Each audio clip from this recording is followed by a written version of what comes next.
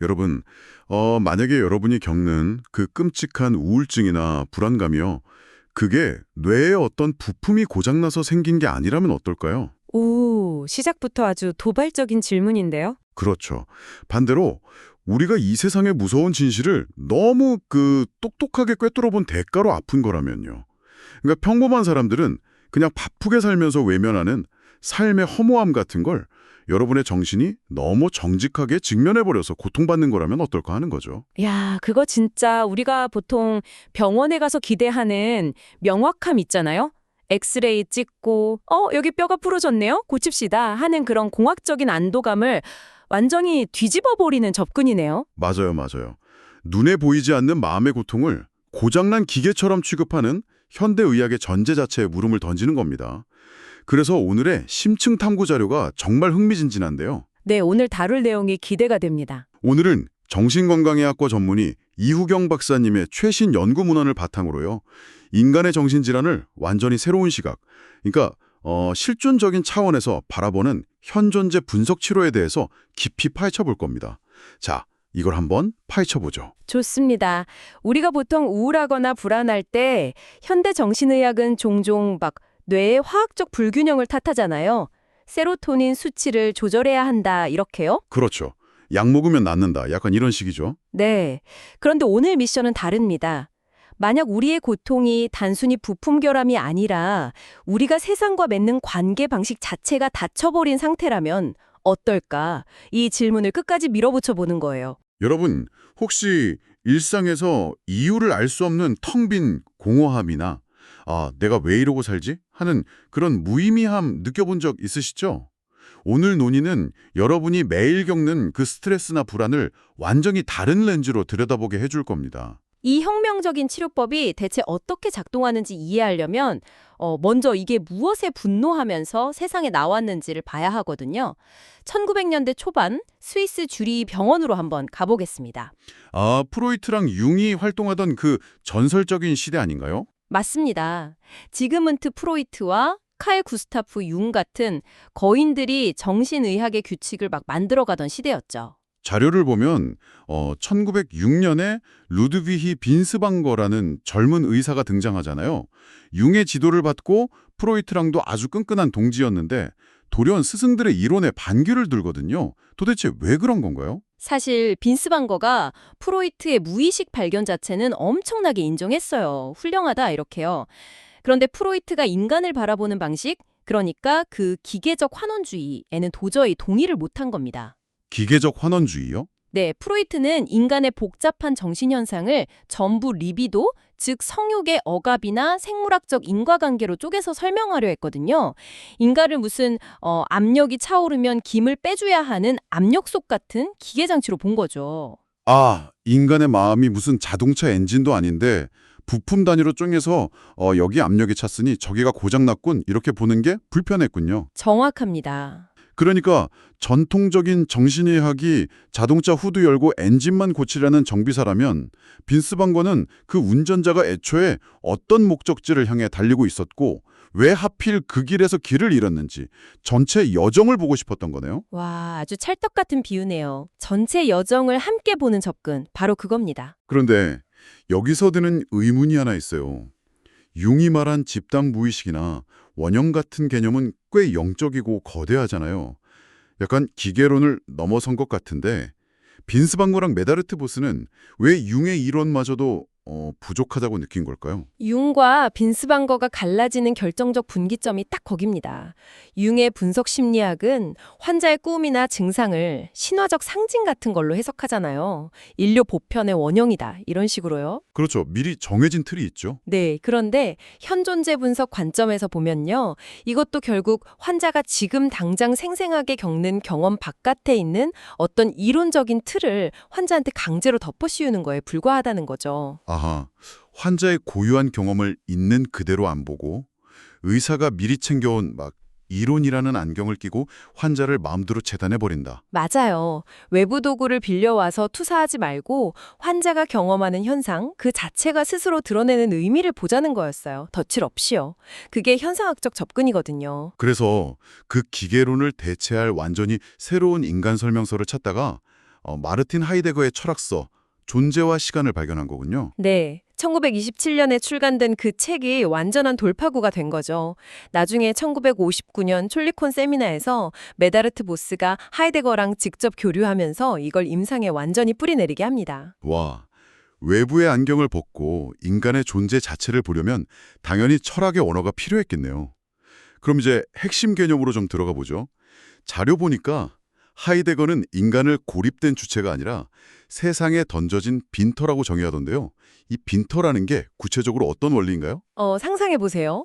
빽빽하고 어두운 숲속을 걷고 있는데 갑자기 나무가 없고 햇빛이 환하게 비치는 열린 공간이 나타납니다. 아, 숲속의 공터 같은 곳이요? 네, 주변 꽃이나 돌들이 선명하게 보이는 그곳이 바로 빈터입니다.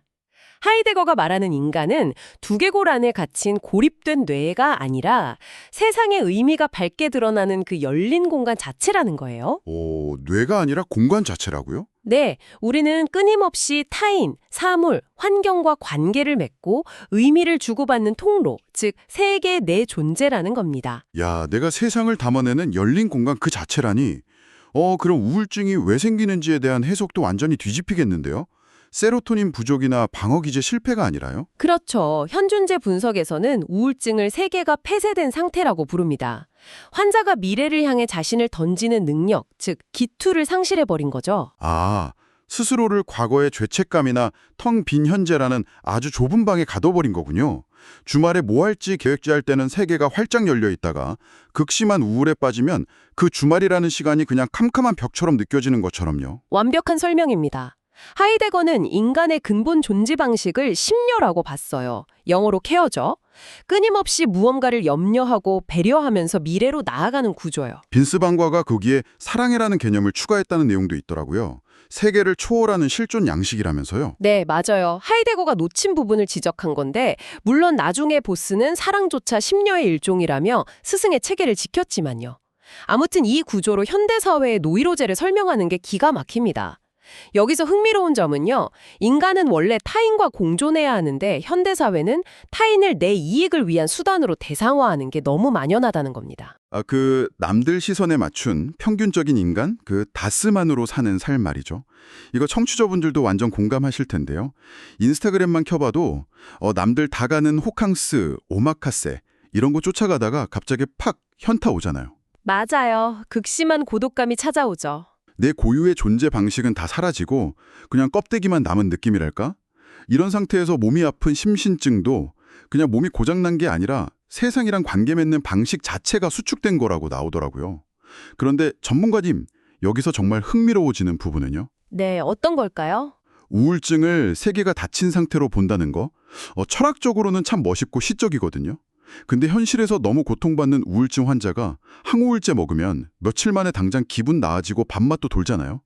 철학이 이런 명백한 뇌과학이나 생물학적 사실을 애써 부정하는 건가요? 아, 절대 아닙니다. 현존세 분석은 신경과학을 부정하지 않아요. 오히려 아주 실용적으로 통합합니다. 우울증이 너무 심해서 세계가 완전히 꽉 닫힌 환자를 상상해 보시죠. 치료자가 아무리 열린 빈터가 되어주려고 해도 환자 쪽 창문이 단 1mm도 안 열려 있으면 대화가 안 되잖아요. 아하, 뇌과학의 약물이 그 녹슨 창문을 억지로라도 살짝 열어주는 윤활유 역할을 한다는 거군요. 맞습니다. 신체의 변화는 결국 현존재가 세상과 맺는 관계가 물리적으로 표현된 거니까요. 약물은 너무 굳어버린 존재 방식을 일시적으로 느슨하게 해주는 보조수단이죠. 바람이 통하게 해주는 거네요. 네. 하지만 창문이 열렸다고 치료가 끝난 건 아니잖아요.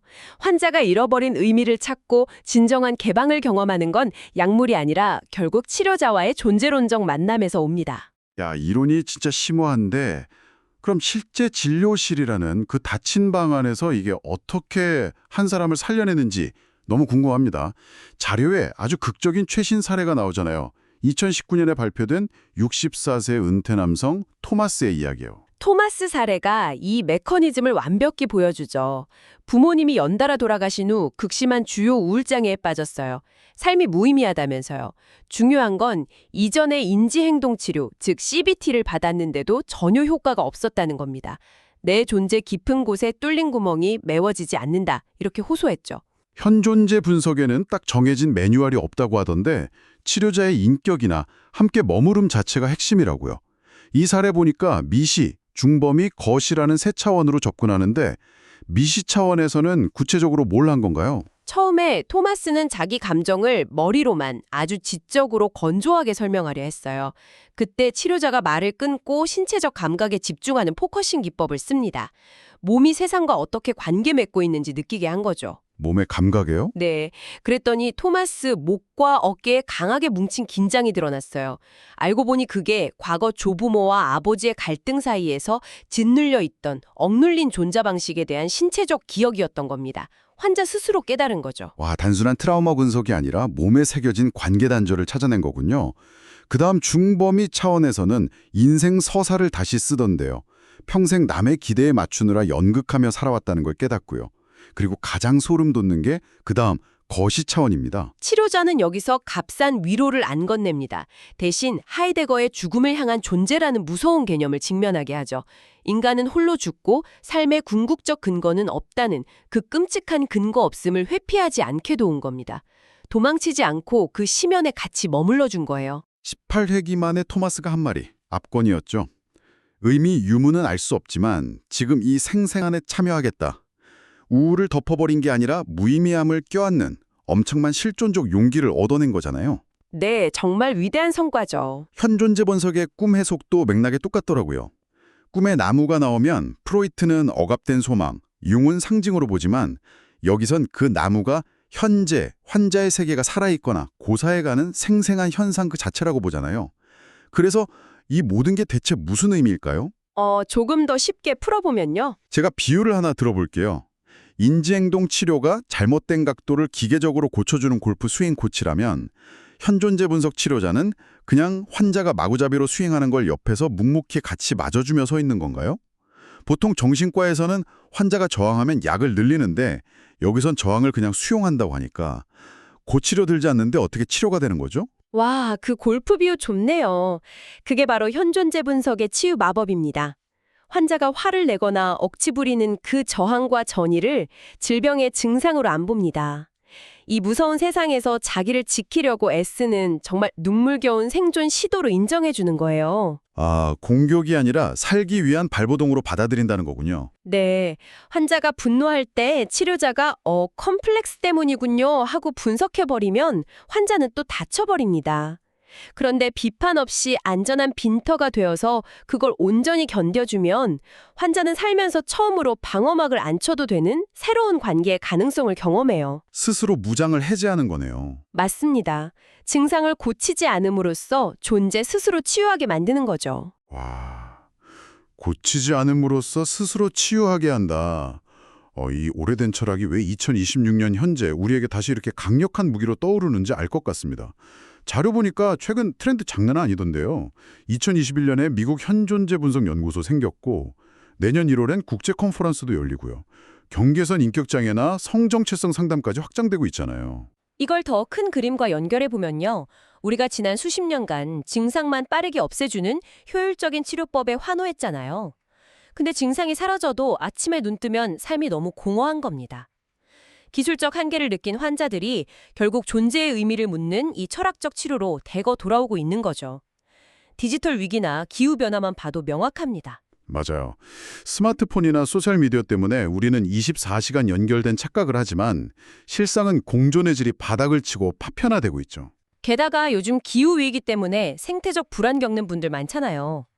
이걸 단순히 빙하 녹아서 걱정된다는 심리가 아니라 인간의 터전 자체가 붕괴되는 실존적 위기로 다루고 있습니다. 미국 정신의학회의 미래 진단 기준도 단순한 생물학적 지표를 넘어서 어떻게 존재하고 있는가라는 맥락을 통합하려 하고 있고요. 여기서 제가 진짜 그냥 넘어갈 수 없는 학자가 한 명 있습니다. 앨리스 홀사이 쿤스라는 학자인데요. 그녀의 해석학적 현존재 분석 이론 보니까 완전 파격적이더라고요. 정신병리를 질병이 아니라 인간의 근거 없음을 남들보다 너무 소름 돋게 잘 파악하는 상태라고 정의했잖아요. 잠깐만요. 이 말대로라면 극심한 우울증 환자들이 사실은 이 텅 빈 세상의 진실을 가장 똑똑하게 직시하고 있다는 건가요? 그럼 우울하지 않은 평범한 사람들은 그냥 진실을 새카맣게 망각한 채 행복하게 속고 있다는 겁니까? 굉장히 뼈아픈 질문인데 현존재 분석 관점에서는 정확히 그렇다고 봅니다. 아까 말한 그 평균적인 인간, 나스만을 떠올려 보세요. 인간은 무의미함이라는 진실을 감당하기 힘드니까 바쁘게 돈 벌고 유행 따르면서 거대한 일상성이라는 방어막을 치고 살아요. 다들 그렇게 살죠, 사실. 네. 그 덕분에 미치지 않고 기능하는 건데 우울이나 불안 겪는 분들은 어떤 계기로 그 방어막이 산산조각 난 겁니다. 맨눈으로 존재의 심연에 마주하게 된 거죠. 홀차이 쿤츠는 이걸 단순히 뇌의 오류가 아니라 끔찍한 진리를 직면한 예민하고 심오한 통찰로 본 거예요. 병이 아니라 진리를 마주한 대가라는 겁니다. 고통이 세상의 진실에 가장 처절하게 깨어있다는 증거라니 뒤통수 세게 맞은 기분이네요. 오늘 대화의 핵심을 좀 요약해봐야 할 것 같습니다. 오늘의 심층 탐구를 통해서 우리는 현존재 분석이라는 놀라운 시각을 만났어요. 인간을 부품 교체해야 할 기계가 아니라 세상과 연결된 열린 존재로 본다는 거예요. 네. 혹시 지금 방송 들으시는 분들 중에 이유 모를 우울감이나 불안감 겪고 계신다면 그게 여러분의 뇌가 오작동하는 게 아닐지 모릅니다. 아, 뇌의 고장이 아니다? 사회적 기대라는 껍데기 속에서 길을 잃은 내면이 이제 연극을 멈추고 본래의 나로 돌아오라고 외치는 양심의 소리, 즉 존재의 외침일 수 있다는 거죠. 오늘 자료가 정말 도발적인 화두를 던지네요. 뇌과학이 엄청나게 발전하는 2026년이잖아요. 조만간 알약 하나로 모든 우울과 불안을 스위치 끄듯 없애는 시대가 올 텐데 고통이 진실을 직면하는 통찰이라면 과연 고통이 완벽히 제거된 행복한 사회가 진짜 좋은 걸까요? 역설적이죠. 고통이 없다는 건 스스로 의미를 고민할 기회를 다 빼앗긴 완벽하게 인간성을 상실한 기계들의 사회일 수도 있습니다. 깨로 사시겠습니까? 아니면 지독한 허무함에 비를 맞더라도 기꺼이 깨어있는 인간으로 사시겠습니까? 여러분의 세계는 지금 얼마나 열려 있습니까? 오늘의 심층 탐구는 여기까지입니다. 다음 시간에도 여러분의 뇌를 깨워줄 새롭고 흥미로운 자료와 함께 돌아오겠습니다.